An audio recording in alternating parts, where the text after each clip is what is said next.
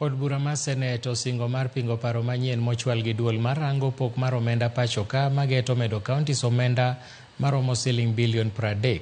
Od bura no yango ni paro manyien no nonego keti e tim e iko omenda mabiro. Koro biro weyo kaontis 31 gi nok mar omenda moheo bilion 12.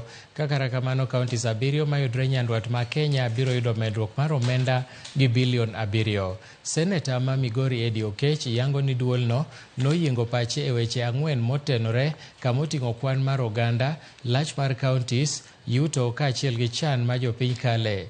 Jakom ma duol no Mary Wanyonyi kane twag gi jofwambo e kinde giko romo manokelo kanyakla Senetas ma pacho ka e boma ma Naivasha osingo ni onge kaonti moro amora mabiro yudo lal mar omenda e chenro manyien no. Is 9%.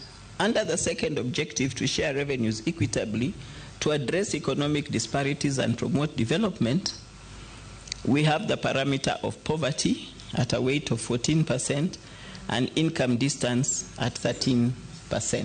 What's happening is if you use the new parameters versus the that parameters which were sector-based, we have a little issue because most of the that one counties are losing money, of which I don't know how CRA expect the formula to sail through the Senate when that one counties are losing money.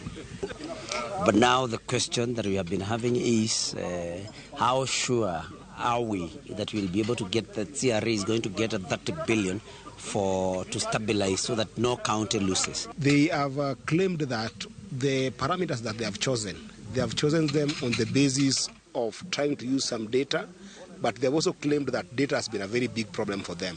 For instance, if you look at all the functions that we have in the country, what we call devolved functions, they say that they cannot look at things like roads or health access because the data is all not compounded.